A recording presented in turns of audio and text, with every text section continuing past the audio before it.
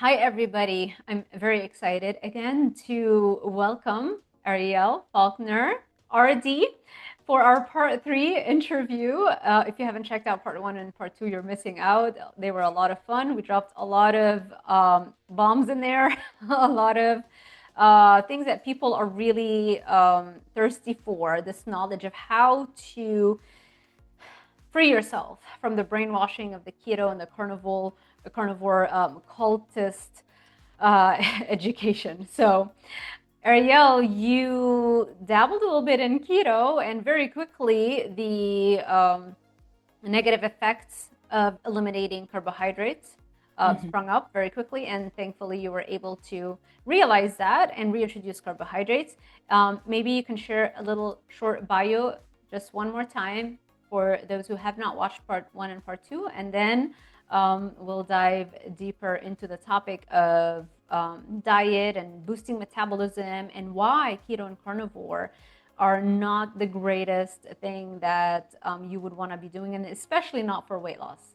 Yeah, absolutely. So I have been a dietitian for over 20 years now. I am officially 45 in perimenopause. Hello. Hello.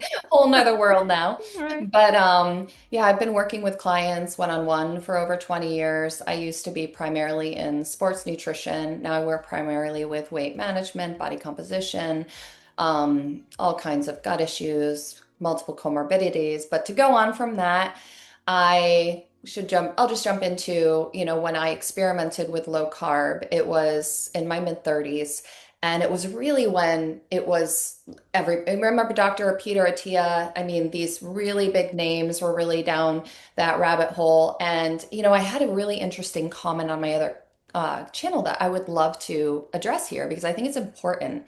Because a woman commented, well, you're a dietitian and you have went or something about you're a dietitian and it took you that long to look at the research or something in that realm. And something I want to explain about that is you will find in research a lot of studies that show beneficial effects of carbohydrate restriction. Now, the problem is, and this isn't something I had really thought of then, which is obvious to me now, but that research is done on people who are not metabolically healthy. They're insulin resistant, they're obese, they're overweight. There were a few studies that had come out in athletes, and they did actually show some benefits. But the problem is they were extremely short term. We're talking 4 weeks. We're not talking months. We're not talking years. And the other piece of that is my personality, even in school, was questioning the status quo. If you're going to tell me this is the way the body works, if this is the way nutrition works, all of this, then I want to know the how, the why. I want to understand all of the mechanisms. I want to understand how we came to this conclusion. And I remember I was always challenging my professors in university to the point where they said, Ariel, you really should move on to get a PhD because I'm always thinking outside the box. And in fact, one of the things that I challenged them on around gut health was I had asked them about leaky gut and developing food sensitivities. And this is actually well accepted now. And I was told that was quackery when I was in college. So the thing I really want to make clear is when you are somebody who really is a questioner and applies critical thinking, you don't just accept the status quo when it comes to nutrition. You don't just say, oh, okay, this is what I was taught, so this is what I believe. You actually are constantly questioning and evolving and expanding because there, like I said in the other videos, nutrition is an extremely young science. Yeah. And if you look at a lot of very well-educated people in the nutrition world, a lot of them are still on the low carb bandwagon because of whatever reason. So that I just wanted to kind of address that for people who are like, well, how does a dietitian end up falling, right? It's like, and Sarah, you're a dietitian too. I mean, Yes. the truth is you're a PhD and a dietitian. So, I mean, we're not exempt from also, go ahead. What were you going to say? I love that you brought this up. Just this morning, I was texting with my friend, Dr. Rachel Brown. She's a psychiatrist in Scotland, and we've done also a couple of interviews very recent because she was also carnivore for so long and reintroduced carbs, and all of a sudden, all of the symptoms that were happening from long-term ketosis has gone away, and she's dropping body weight, and the skin improved, metabolism came back online. fixed gut health, calprotectin went down, all that stuff. Which and so we're constantly talking because like how, and she was like, I just cannot understand how we, of all people, with all the education that we have, Mhm. could have fallen for that, right? And I was like, and I just texted her this morning. I'm like, you know what I think? I think it's just sometimes when you're desperate for results, you become more impressionable sometimes. And there is, yes, like you said, there are data.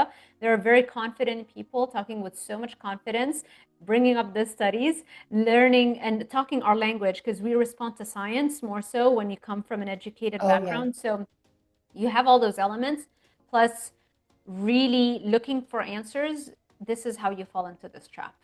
Absolutely. And I think the other piece of that too, especially what you said around the confidence factor and people presenting it, because when you have more of a disposition like you and I, where you're constantly questioning yourself, then you go, well, if somebody has that level of confidence, they must be completely competent. They must know something I don't know. There must be something I'm missing because I've always questioned, which is also why it took me so damn long to start a channel, because the last thing I ever wanted to do was go lead people down a path, right? Or have some stance on something and not be correct, because I never want to guide people in the wrong direction. Yeah. I really care about people and I really care Yeah. about what I recommend, as you Yeah. do. Yeah. And Yeah. Yeah. so, and it, that was a big piece of my hesitation, because I was still navigating all that. And over the 10 years, I mean, obviously growing into yourself as a practitioner, working with clients one-on-one, and the conclusion I came to was like,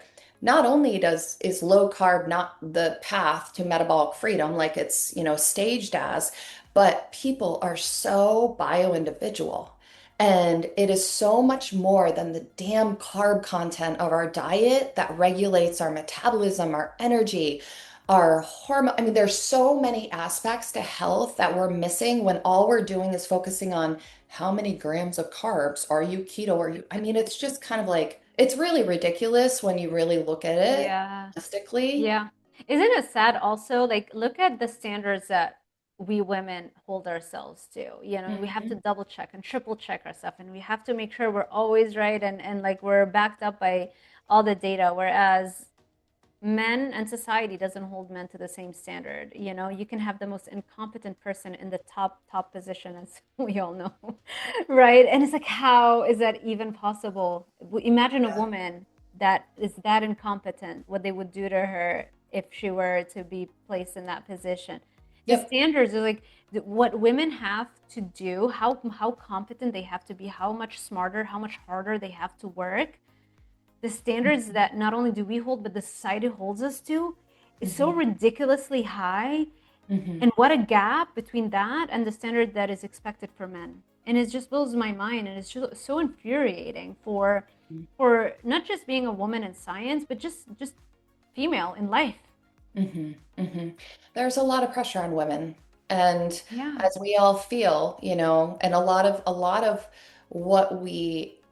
of the reason we do end up going back to how we do end up going into these avenues is also a lot of us have been, subtly shamed for our bodies because we don't fit this beauty standard that, well, 99.9% of women don't fit. But when you're kind of subconsciously held to that, and it's like something's wrong with me if I'm not fitting in this. And Yeah. I remember being so young, like I can't even imagine what it's like for the young girls when they're now, because they have the social media. I didn't have that, and I still had that pressure, that feeling. And like, when the fuck did our bodies become trends anyways? Like, I'm Yeah. so fucking sick of this. It's like what you just said about this, and I saw this heroin chick look coming back. I'm like, my sister fucking died of an eating disorder. I've worked with women who have struggled for years to have a normal life because of this. And this is just this cool thing in our culture where it's like, who's the next body that everybody strives for? And it's such bullshit. It's like, what's a beautiful body? A woman who is fueling, exercising, taking care of herself, and actually standing in her fucking power, because her authority and her validation is coming from inside of her, not externally.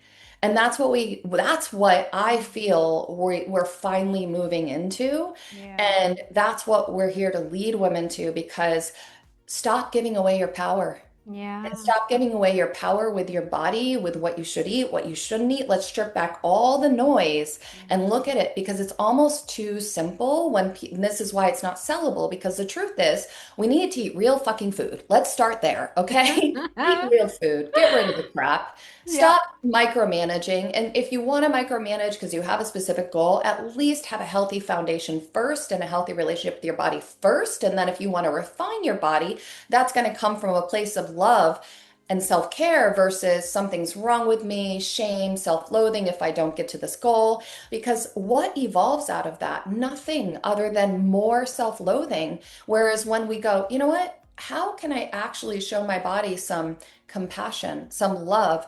Co-create with my body, find a connection, tune in. How am I responding to this? How am I feeling? How am I sleeping? Not looking outside of ourselves for somebody else, to really giving people that agency, because that's what we all really want, but an agency with a foundation of self-care and self-love. And I know that may sound silly to some people, but the whole reason we're in a mess of overweight or ill health is because we're disconnected. And then following someone else's rules that further disconnects us, it just ends up being the snowball effect. And then we sit in the corner going, what the fuck's wrong with me? Why is my body so broken? Yeah. Because the power has been stripped.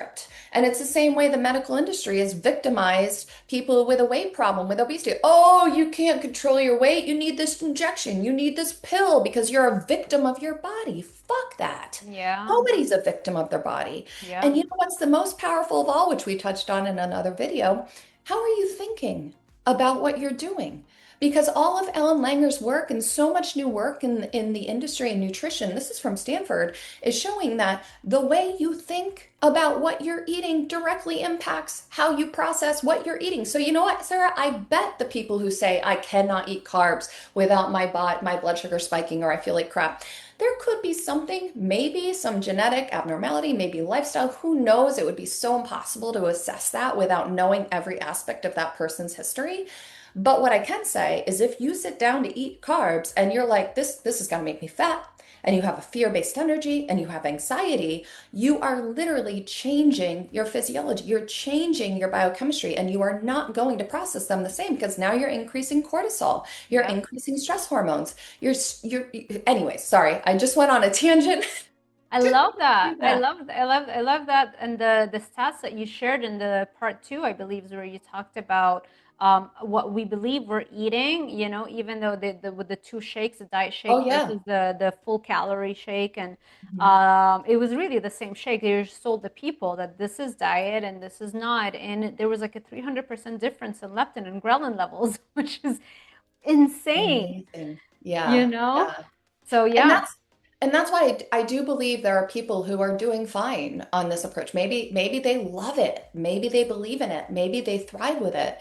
The only thing I would say, great. Just pay attention to your symptoms. Yeah. And if your body is communicating with you and you don't have any symptoms, then keep going, fine. Yeah. But just remember that there is a honeymoon period for a lot of people with these extreme diets. And most of the time, that honeymoon period is not because of the diet they're going on, but it's all the shit they got out of their diet. It's getting rid of the ultra processed foods. Like we are not promoting flour, sugar, ultra processed foods. Now, let me caveat that before we get a comment. Yes, sourdough bread. Yes, those things are fine to me. But the ultra processed foods are what these diets typically, when people go on these extreme approaches, they're eliminating. Because you see the same thing in the vegan world, right? People go on a whole food vegan diet and they say it's because of vegan. This is why I feel so amazing. Sometimes they do really well for a long time. Sometimes their body slowly breaks down because of the fat soluble nutrients, essential amino acids, etc. We won't go down that road in this video. But I think the bottom line is we're here to support you. We're not here to say you're doing anything wrong if you found an approach that works for you. But Sarah and I both suffered in many ways on not, really. And when I'm teaching about tuning into your body, that's something I had to learn. And it's not something I wasn't doing then because I didn't trust myself. And if I can help other women never fall into that or at least get out of it sooner than I did, well, then I won, right? We won. Oh my gosh, yes. I mean, seeing the clients and the people that are commenting on these videos telling me like they're literally coming alive by Hmm. reintroducing carbs. And the moment that shift happens, all of a sudden you're like, what the hell was I thinking? I Hmm. cannot believe I got sucked into that. Because it is a sensitive topic and it is something that a lot of us are desperate to have. We all want to feel healthy and energetic and happy, and we want to be lean and all that stuff. So, and we kind of discount the basics because we think that the basics are boring, but the basics are brilliant for a reason, you know? Absolutely. I hope you're enjoying this podcast. If you need help and support learning how to bring your metabolism and your thyroid function back to life, if you need help understanding how to leverage the power of carbohydrates to actually achieve far higher levels of health and performance that keto and carnivore diets could never even dream of achieving, even at their highest levels, then feel free to check out my coaching packages at drsarahzoliver.com/coaching. And if you use code New Year, you can get 50% off all my coaching packages within the next 48 hours. Make sure you look into the ones that have unlimited email support, like the Fit Optimized package and the premium packages. Those, especially the Fit Optimized package, I think might be my most popular one because it goes over for 3 months. So I see you weekly for 30 minutes and you have unlimited email support and you have unlimited meal plan adjustments and exercise plan adjustments and supplement recommendations, everything that can fit your budget if you need it or if you are willing to do that. So check them all out. And also make sure you're signed up to my newsletter at drsarahzoliver.com/newsletter so you stay up to date on all of my research and all of the new things that we are discovering and all of the cutting edge tools at our disposal to help you not only be the healthiest you've ever been, but also the best performing you've ever been. More energy, more income, more productivity, leaner body, more muscle mass, the organ of longevity. I hope you start thinking more about building and getting stronger as opposed to restricting and getting weaker and weaker over time. Now back to the podcast. It's just, it Absolutely. doesn't garner attention, it doesn't grab your attention as much as like, what if there's a hack? What if you feel like you've discovered something that not a lot of people know about and you feel kind of like proud of yourself, like, oh, I know about keto, is like cutting edge. And I'm not saying it's not helpful to understand those metabolic states and know how to work with them, when to use them, when not to use them. But it's definitely, especially for weight loss, it is not the way to go. You need carbs and you need an insulin spike to absorb nutrients. The sheer amount of clients I'm seeing with labs now that have nutrient deficiencies, like even iron, even vitamin B12. I'm like, how is iron and vitamin B12 deficiency a thing after years on carnivore when all you've eaten was red meat? And it's because you're not absorbing the stuff without the insulin Mhm. spike. You need carbs and insulin to be able to uptake those nutrients, to absorb them, to have proper nutritional balance. And you also need a wide variety of micronutrients. It's Yeah. not just a singular thing in isolation that you're going to absorb. And so, well, at least we figured it out. I think you figured it out a lot sooner than I did, unfortunately, but it's okay. Better late than never. I think for me, being on the show, the first ever carnivore show, and just seeing so many clients on carnivore and being so deep in it, I really wanted to take it to the max and make sure it works for everybody. And so the longer you hang in there trying to make something work, it takes you longer Hmm. to Hmm. unbrainwash yourself. What is brainwashing? It's just being seeped into a certain way of thinking and only paying attention to anything that might support that way of living. And so you did the brainwashing and I kind of doubled down on it. And so then the unbrainwashing work had to happen afterwards. Well, to be fair, you were really much more immersed in it than I was. I can't even imagine if I had been immersed or surrounded by it, I probably would have been gaslighted like, oh, you're just doing it wrong or whatever. Right. But yeah, I mean, it can be really hard to hold on to yourself when and it's human nature, Sarah. I mean, you look at like that's why there's cults. That's why there are people who are so extreme and like this is my belief about spirituality and everybody else is wrong. And it's like, Yeah. how can you even think that if you look at all the wealth of the evidence in all different spiritual practices, which just isn't about spirituality, but you know where I'm going with this is like Yeah. this. That's what I keep saying is like religion has, or sorry, yeah, like nutrition has become a religion. Yes. instead of science. Yep. And the other thing I will say too, because just because something hasn't been researched doesn't mean it's not valid. And I think you could agree with me. I say research or evidence informed, research-based evidence informed, because I have witnessed things with clients that isn't research based, Right. but definitely works, even with myself. I mean, there's a Right. lot, like I said, there's so much we have yet to understand. And then what's But that underneath that, that's the right? thing that makes the carnivore thing even worse because you do see those things and you're like, okay, well, we just haven't bothered to study them just yet, which further Mhm, keeps you in that loop. You know, mhm, it's like, yes, mhm. it's true as well. Clinical experience is powerful, and N of one and anecdotal evidence is still evidence, you know? So Yeah, that, yeah, that can go either way. yeah, yeah. Okay. Let's talk about some of the things that people have commented, and we promised them we're going to answer them with part three because we didn't get to it in part two. We were talking more about macros and talking more about also your Mhm. workouts and just getting to know you better. So let's talk a little bit on the GI testing. You kind of mentioned a little bit on the gut testing that you Yeah, the like GI do map. with the yes. And then you mentioned there's another one you're using with AI. Is Oh, there I haven't used it yet. I just okay. saw I'd recommended it. I saw it, it was a brand new test covered in one of my, it was like a gut health nutrition overview, research review. But I could look it up because Is it's it brand new. so Mhm. it's not a GI map, it's something similar to GI It map. is. It's similar to a GI map. Nice. I think it's the Jonah Health, but what we could do is, Yeah, you yeah, can it's send it. Jonah. Jonah Health is the other one. Yeah. Okay, okay. Yeah. That would be very interesting once you start utilizing that to get your Mhm. feedback on it. And I will Um, say, I want to say, I really only use GI mapping when they're symptomatic. The reason I had done that with my husband's friend is because he had been on keto and he was worried about what does my gut look like because he likes to optimize. But really, because almost every time when I do a GI map, it's the same thing. We have to increase the fiber, we have to increase the whole plant foods, we have to decrease the saturated fats, especially if somebody has high calprotectin and inflammation.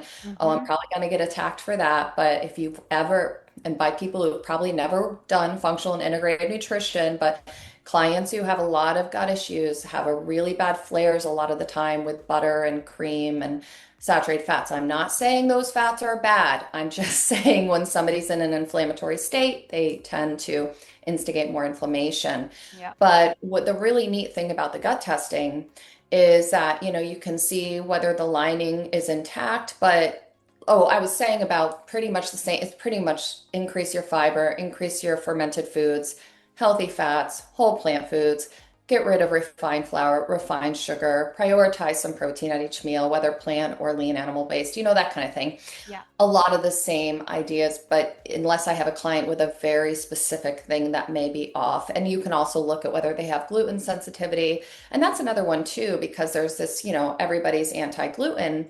But what the research actually shows is that when you don't have celiac and when you don't have non-celiac gluten sensitivity and you remove wheat, you actually get your microbiome actually it's a negative impact on the gut.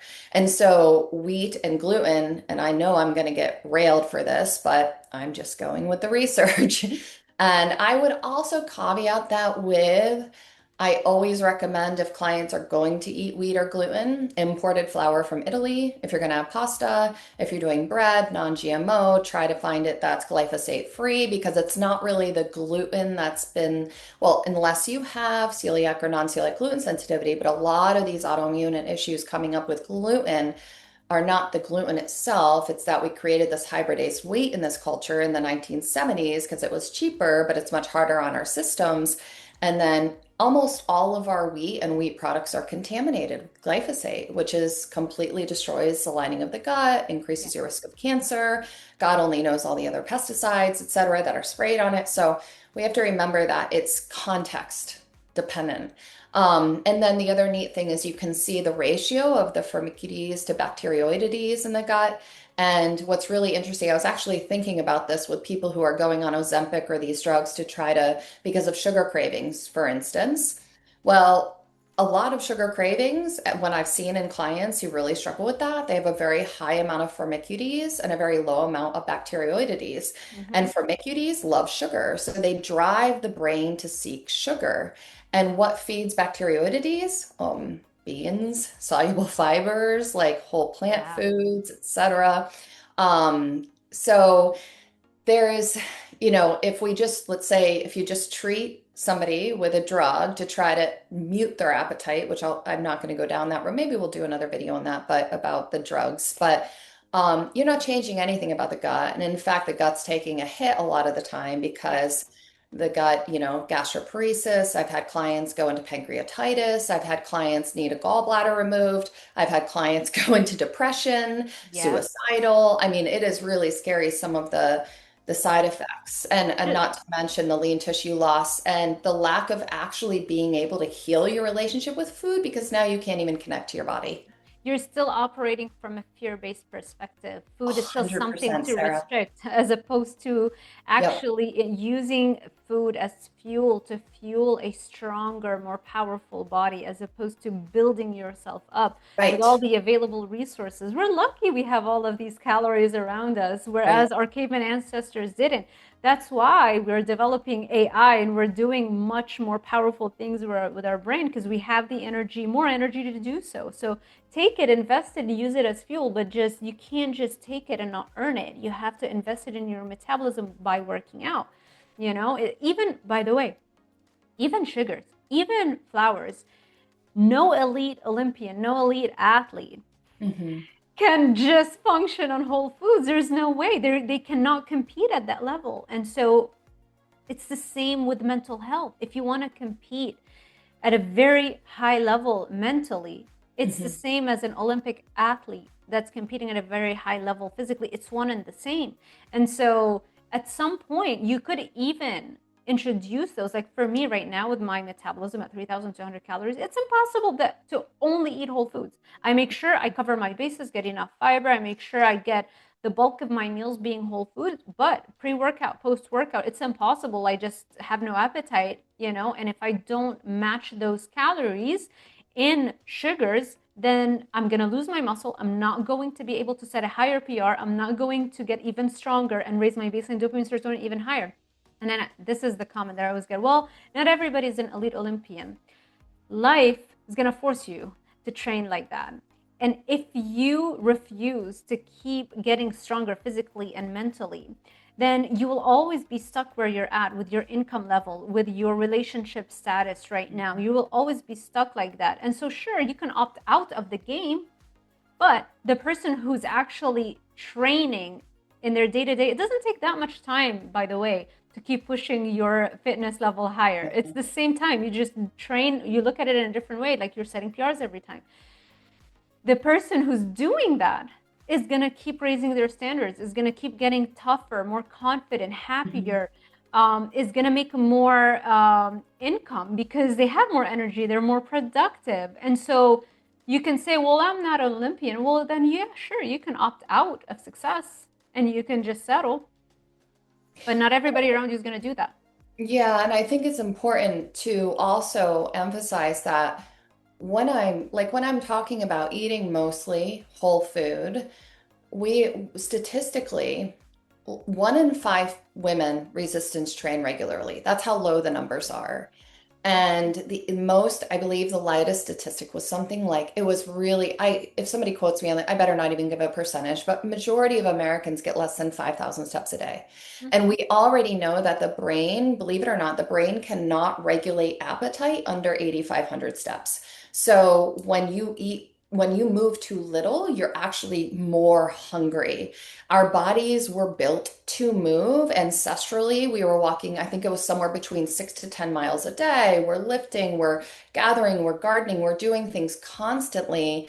And every time you move, you're using energy, right? And so it's like, when I think, I love what you said. It's like, and for people, don't be like, oh my God, if I can't work out 2 hours a day, it's not worth. No, if you work out 45 minutes hard, you can get incredible benefits. And I will say that you don't do that from going from a couch potato though or sedentary, because the other problem that happens is when people who don't have an aerobic base, a metabolic aerobic base, when they go into just doing like super high intense training, what that actually does is it throws the system into a glycolytic mode, and the body is actually not burning fat at rest. You're kind of in this sugar burning mode because you have to build the engine first. You have to build the aerobic engine.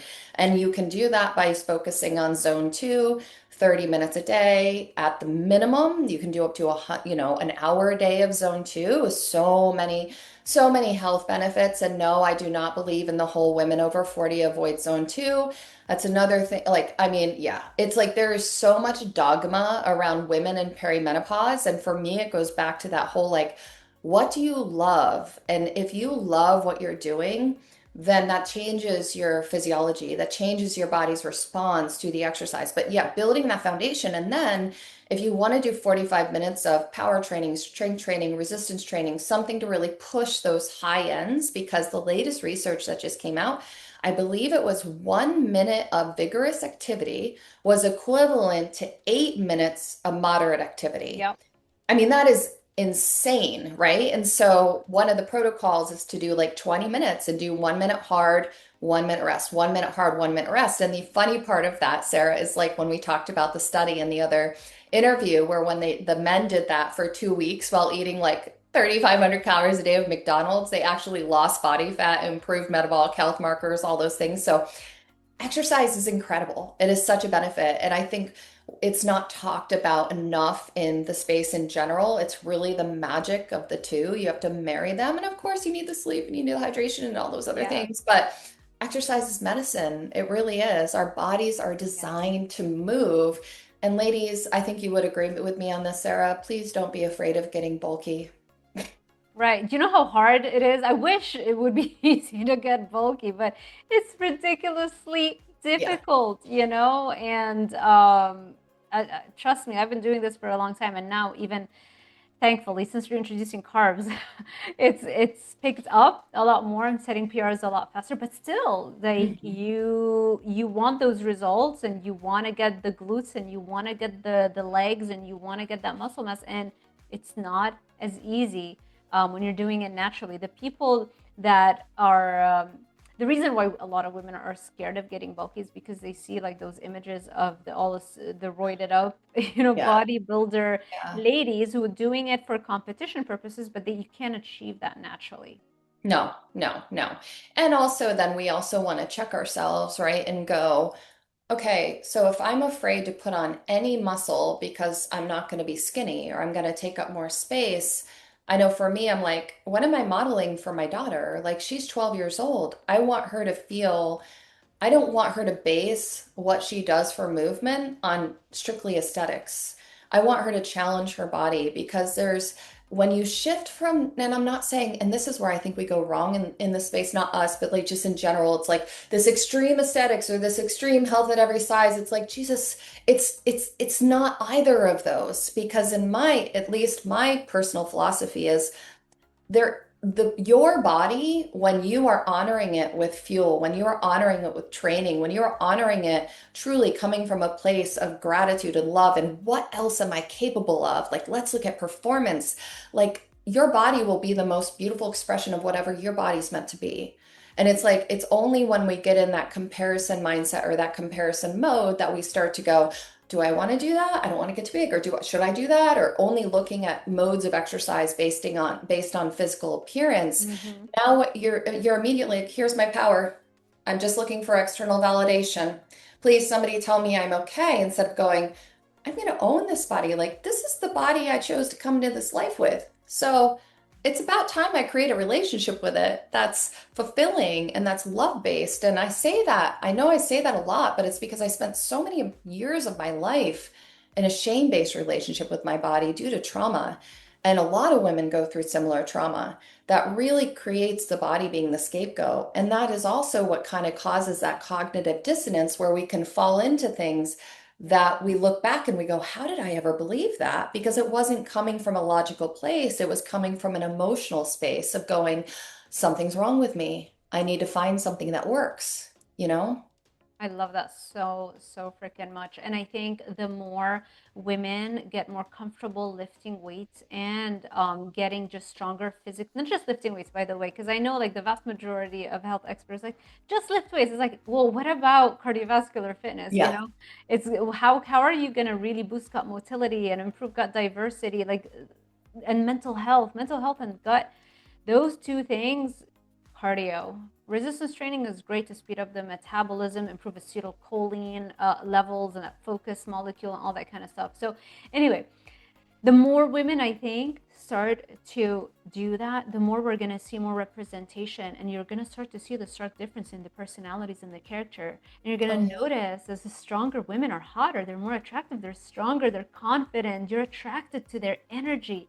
And I think that just takes time for society to catch up with, you know? Yeah, and it depends on the patriarchy. It depends on, but the only way, like in my opinion, the only way all of that's going to change is it's going to be a grassroots movement of women who say, I am not going to model an almond mom to my daughter. I'm not going to sit here and eat chicken breast and broccoli every night while my Yeah. kid is eating pizza and friend. Like, Are oh you my are you God. referring to the Yolanda Hadid little scene where she gives a half an almond to Gigi Hadid? Oh, yeah, it's That's yeah, it's really, I mean, these yeah. these patterns are generational, right? It's like Right. I grew up with a mom, my mother always called her mother. I never met her because unfortunately she died in a car accident when I was like a baby, but she was like my mom called her borderline anorexic, And then Oh, mom was very restrictive. And some good things came out of that because she was OCD about health food. So we grew up on real whole foods. I started exercising at a young age. But then, of course, the negative side of that was it was always coming from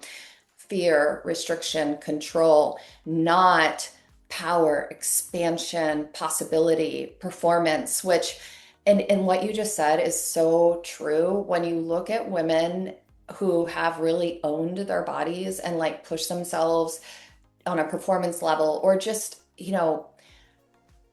become the most beautiful version of themselves. Like to me, it's the energy behind that that is so attractive and so beautiful versus giving your self-worth to what? To somebody else who right, may like, why do we give our power right, away? Because we're so conditioned right. to do that. Yeah, because this is like, the feminine look that's supposed to be more attractive. How can weakening yourself be attractive to anybody unless that person is weaker? Mm-hmm. Mm-hmm. Right? I mean, it makes no Hmm. sense, right? Strength is attractive. Strength is just a drag. It like pulls you in. It's that energy that you emanate. The way you carry yourself, the way you allow people, like how you train people to treat you. All those things come Oh yeah. from your strength, and it's very rare to have just a strong character without also being strong physically. I mean, some people, of Mm-hmm. course, they have those genes where they have like, you know, the family I married into, lots of dopamine genes.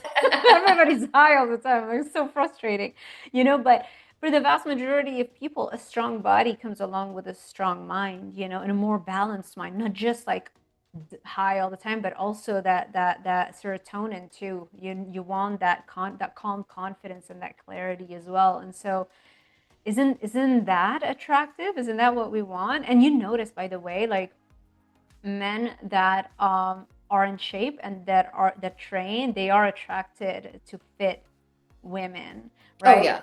Oh It's yeah. because they're already strong physically, mentally, and they are attracted to somebody that vibes on the same level, Hmm. you know? And the other thing too is when you meet a man of quality, he's not just with you because of your physical appearance or your body shape or Yeah. like my husband said something the other day that I was thought was so cool. He was like, I don't understand this body type thing with women. He's like, I think all different body types are beautiful as long as she takes care of herself. And I'm like, Yeah. exactly, Yeah. So women, own your body. Yes, Own your yeah. shape. See the beauty in all of the body shapes, and just stop getting just because certain magazines or media companies have, which are often run by men, Mhm. middle-aged men, just because they deem to be like that is the look does not necessarily mean that that's what all men. I know my hubby's always like, I don't know about like model types. I've always loved, like strong women, I was like, oh, that's so interesting. Because for me, growing up in Lebanon, I just thought that everybody just liked what we saw in the magazines, Yeah.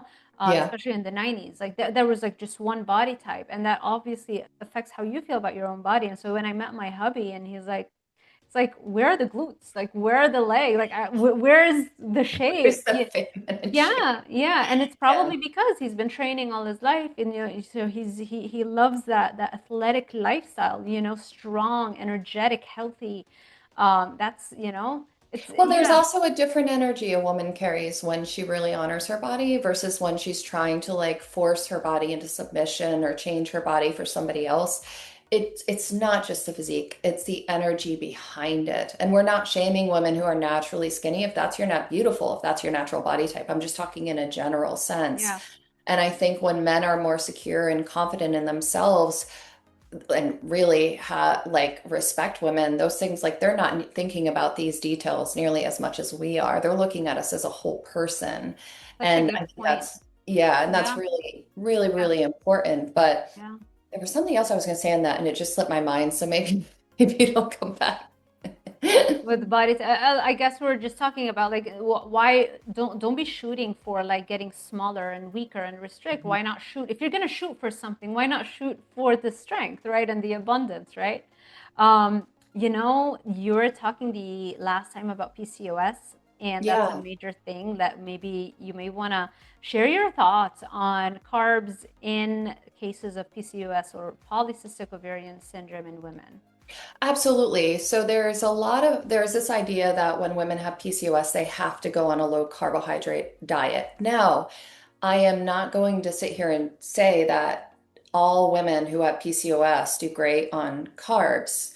Oftentimes, this has been my experience clinically, and how I approach it is, first of all, we need to get a fasting insulin, because a fasting insulin is going to tell me whether or not you have insulin resistance. When you look at research that has compared like lower carb with higher carb diets, what they show pretty consistently is that elevated fasting insulin, you will get a slight metabolic advantage with reducing carbohydrate intake. Now, if these are not metabolic ward studies and they're free living, we can't really differentiate if that's because of the carb restriction or because the reduction of carbs is helping with the appetite control due to the insulin resistance, which causes less food intake, which then leads to more weight loss. But when we're looking more like PCOS and a hormonal balance. So first I'm looking at their fasting insulin, and I'm saying, and then I'm looking at the diet quality. Like, what do I suppose the health of their gut is? What are the symptoms? Do they have good motility? Do they have gas? Do they have bloating? All these other things. What is the energy level like? What are their symptoms when they go through, are they ovulating? I'll have women do ovulation tests, because you're often not ovulating when you have PCOS, which is really cool, because to have your clients, and I have a couple who are wanting to prepare for a baby, like get so excited because they're ovulating again. Right. It's amazing. So sorry, I just got chills with that one because it's just such a beautiful thing. But what I would say is that depending on the woman, and it's also going to depend on how much weight she has to lose. So I have a client who had some weight to lose, and we didn't start, like, we never went zero carb, but we did do you would say, moderate to lower carb approach. In the beginning, she wasn't doing a lot of exercise, hadn't been used to doing a lot of exercise. Again, we have to look at the whole picture. And so we were prioritizing protein, fiber, healthy fats, and of course she had carb. It was not low carb, you know what I mean? Or it wasn't keto, let's put it Yeah. that way. But when you're eating on a calorie deficit and you're eating 1,400 calories, 30%, it's a lower carb diet automatically, right? But it's not Right. a no carb diet. Bottom line, she worked with me for over a year. In fact, I still see her here and there. Amazing, like, wish I could just clone her. Amazing client.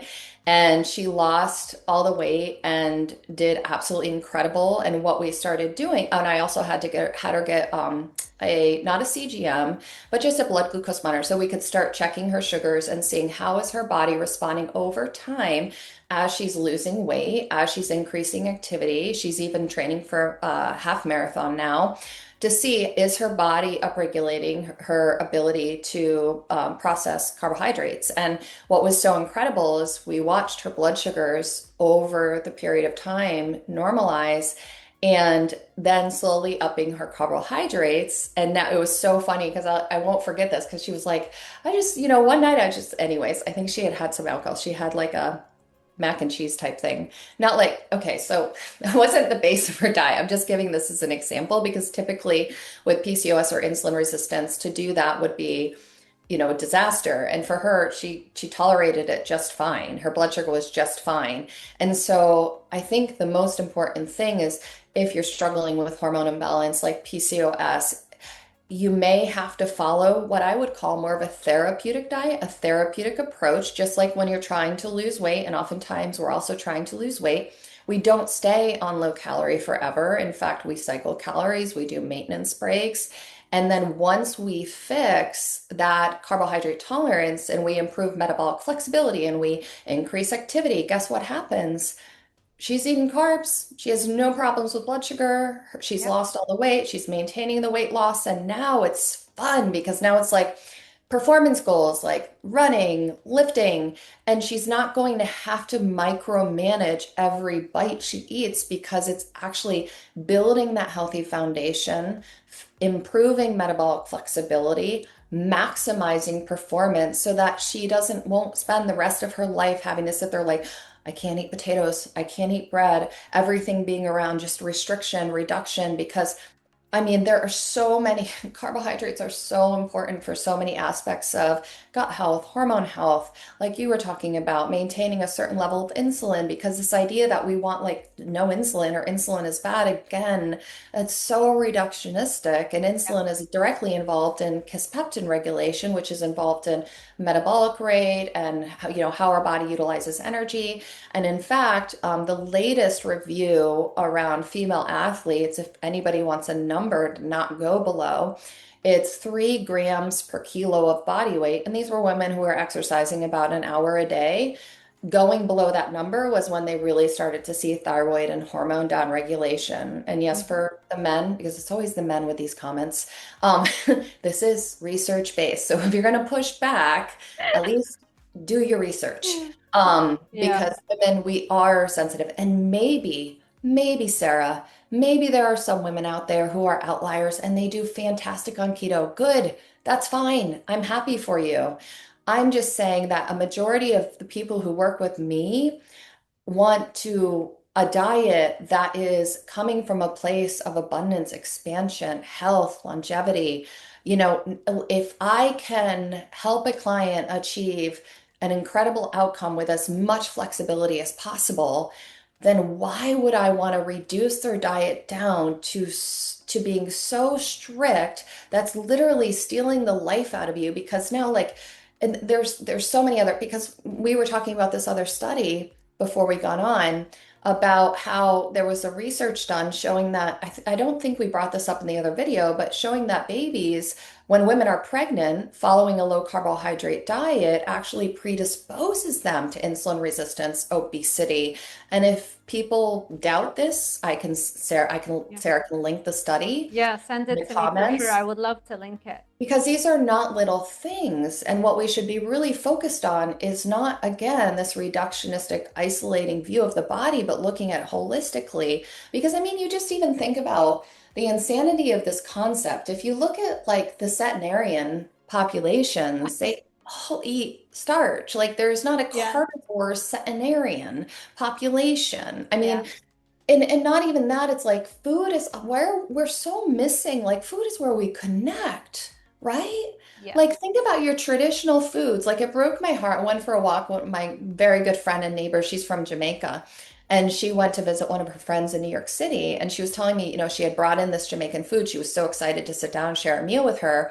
And she's like, oh, I can't eat. And she just literally gives herself her shot of Ozempic. And she's like, oh, and I can't eat carbs and I can't eat this and I can't eat that. And I'm like, and she continues to struggle with her weight. She Yep. continues to yo-yo. And I was just like, this is where we're going? Like, this is so sad.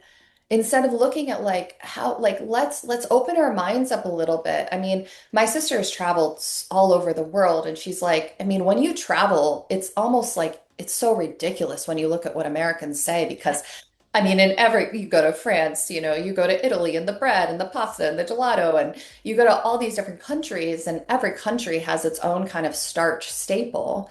True. And we in America are living on 80% of the, no, sorry, 70% of the diet, ultra processed foods, walking less than 5,000 steps a day, Yeah. 1 in 5 women strength training at least only 1 time a week, and then we're looking at our plate and blaming the carbs. No, no. Yeah, it's the lack of physical activity. It's we want something without having to earn it. You want to get to a level like I have finally gotten to, and I can have the honey and I can have the sugar and I can have the cookie.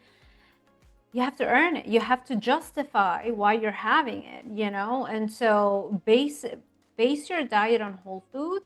And then if you keep getting stronger and faster, metabolism keeps getting faster and faster, then the only way to keep up with that metabolism is to have those foods. But you can't have those foods when you're insulin resistant and you're overweight and you're not working out, right? You can't do that in the beginning stages. You can't justify consuming those. They're going to spill over and they're going to land you in a worse off position.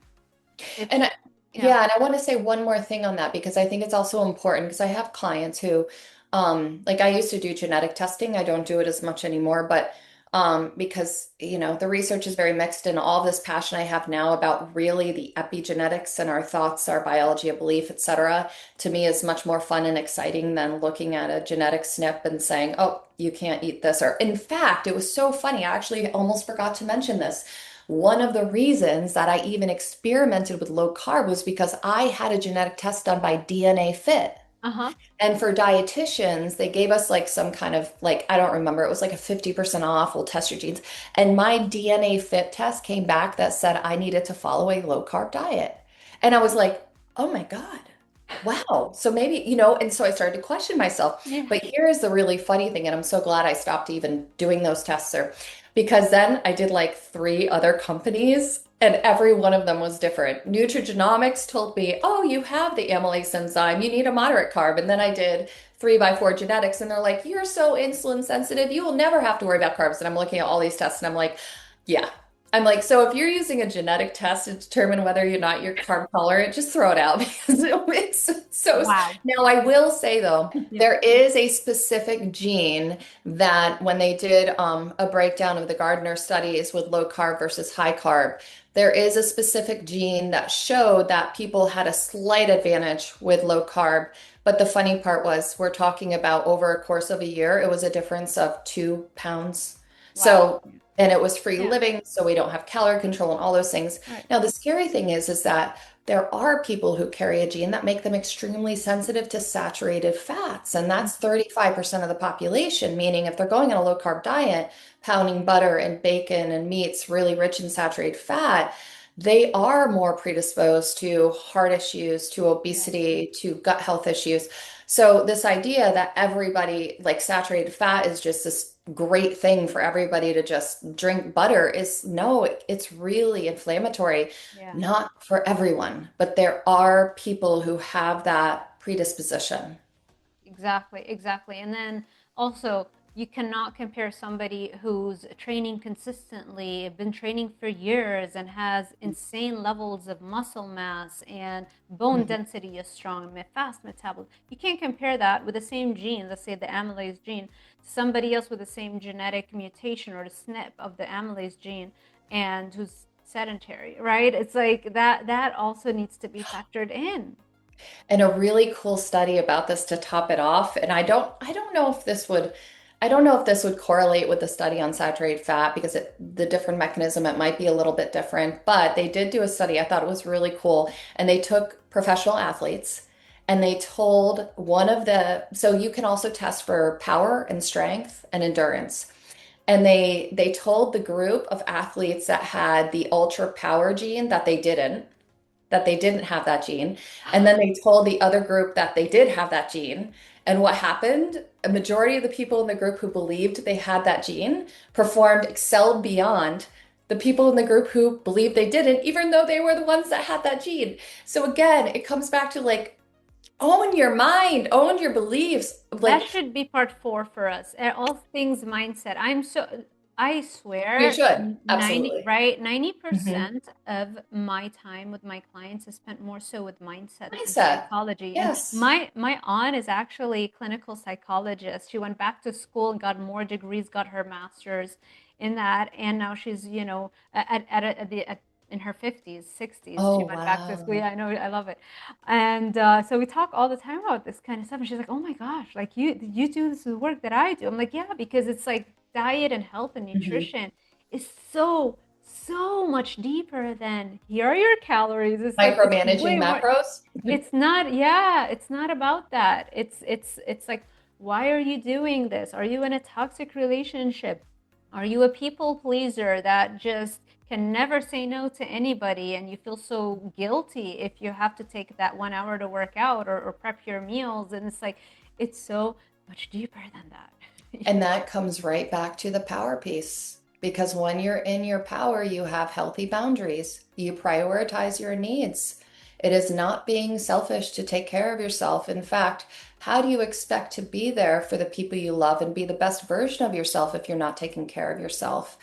And a lot of this goes into, so Carolyn Mice, I absolutely love her, and she's a spiritual teacher, she's a medical intuitive, Oh, you she's mentioned her last she's time, right? incredible, and she has these really, for women who want to look into this deeper and like the archetype level, because I'm not shaming women for that. I was very other referenced for a lot of my life, and other referencing comes from growing up where things aren't safe, let's put it that way, you know? And so then that the way we work out these patterns, so basically there's that quote that says, "Show me a boy to the age of 7 and I'll show you the man." Mm. Because those 7 years when you're young are very formative. And that's one thing I always say with clients when we are talking about their food issues or we're talking about nutrition. I want to know, what was your child like, what you're willing to share with me. What was your relationship with food then? What was your relationship with your body? What was your mother's relationship with food? What was your family dynamic? I mean, what's really devastating to me is that children eating 70% ultra processed foods and less than 20% of American families cooking. And it's like, what are we setting ourselves up for? I mean, it's really sad, and it's heartbreaking. Yep, yep. And it affects our economy as well. Imagine how much more of energy, productivity, income, creativity you can bring into this country when you're actually fully come alive and you're actually completely in love with what you're doing, you're living with passion and you're healthy, right? Vibrant. Yeah. Vibrant, exactly. I Yes. love I love that so much. Just the strength and the power, being fully um reclaiming basically your Reclaiming. power, I think, for Hmm. women and also some men, which was very surprising to me when I started coaching men. I just assumed that I wouldn't have to talk about those kinds of stuff with men, but no, you also have men that also need that level of awareness and reclaiming their own power and also not being a people pleaser and always like providing for everybody. Like you don't Hmm. always, just because, by the way, you made a decision to be a provider in a certain relationship when you're in your 20s, it's okay to change. It's Hmm. okay to realize that maybe this is no longer feeding my soul.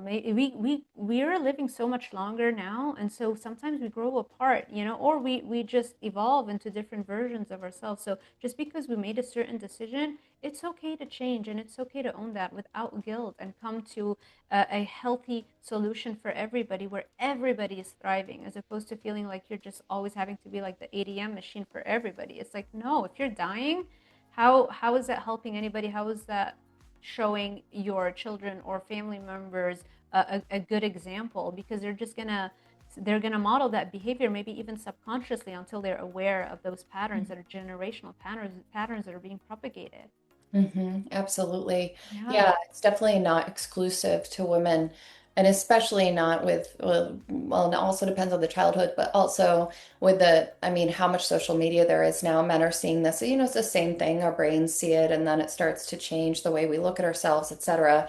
I don't really go on social, honestly. YouTube is my social media because Yeah. I love it because I can learn so much. But I'm very careful about what my daughter, she has a channel, she has a bunch of hobbies, she's very creative, and Mm. she doesn't have a phone. She's 12. She's not on any social media, and I hope to keep it that way for quite a long time. But it's we're diving into so many different things right now. It's funny because like we started with the PCOS, then I'm like, wow, I really went off track there. Yeah, it's fine. It's fine. It's okay. We can tackle more topics. Maybe the mindset stuff would be very interesting, I think, to Yeah, talk more about, absolutely. But yeah, let's I think it's a good place to end it so that it's not super long. Thank you so much, Ariel, again. Where can people find you and work with you? Yeah, so my channel is Ariel Eve Wellness, and right now my link there is primarily to my portal because I do accept insurance, all major insurances in Florida, and we are reciprocal with many states. My website is currently in process, but I can do private sessions for people so they can, I think my email is also linked, I'm sure it's linked on my channel, and I'll have my website up there as soon as it's finished. And yeah, and it's been such an incredible connection with you, Sarah, and such a pleasure. And I'm so excited to keep expanding on these topics because I just got chills. They're just so needed in this Likewise. space. Thank you. That I think that's why we connected so well. It's just like the energy and the alignment of reclaiming our power. I think that kind of what brought us in a way together. So I love you. I love your energy. I love your confidence. I love how knowledgeable you are, and you deserve to have a lot more eyeballs on you. So hopefully that YouTube channel, keep it up. And hopefully it'll grow super fast. I know you just kind of started, but I see so much potential. And like I mentioned the last time, right? I mean, it took me like a year and a half to pass like the 250 views per video, and you're already way past that. So just keep at it. And I also want to say something too, just about how amazing it is. Women should be lifting each other up. And when you're in that place with yourself where you are in your power, it's like you want to lift women up. You want to come together. It's not competition or comparison. It's like let's support each other. Let's Yeah. help each other grow and evolve. And it's so refreshing and so rare. So I just really appreciate that. Thank you. Thank you. Yeah. I think once when you stop living in fear, you really it trickles down to every other area of your life. And I think I've always kind of been like that, and I can sense that from you as well. Mhm. Like you don't operate out of fear, It's No, like it's an abundance mindset because exactly, it's like the more people we can connect, then people who are meant to attract your energy, they're going to go to you. People who are attracted to me. No, I'm not for everyone. And that's exactly. great. None of us are for everyone. And it's Likewise. about us reaching as many people as possible. Yes. And I just think that it's like, this is where it's like the universe is such a divine design. Yeah. Yeah. Ooh, that's a whole other topic. Okay. Thank you so much, Ariel. Thank you, everybody. I hope this was helpful. Let us know if you have any comments, questions, suggestions in the comment section below. I'll make sure I also link Ariel's YouTube and all of the links in the description box below so you can find her easily. Thank you, everyone, for sticking with us till the end. If you enjoy this kind of content, make sure you give this YouTube video a thumbs up, subscribe, and hit that little notification bell icon so YouTube alerts you every time I post a new video. Thank you, and I will see you in the next one.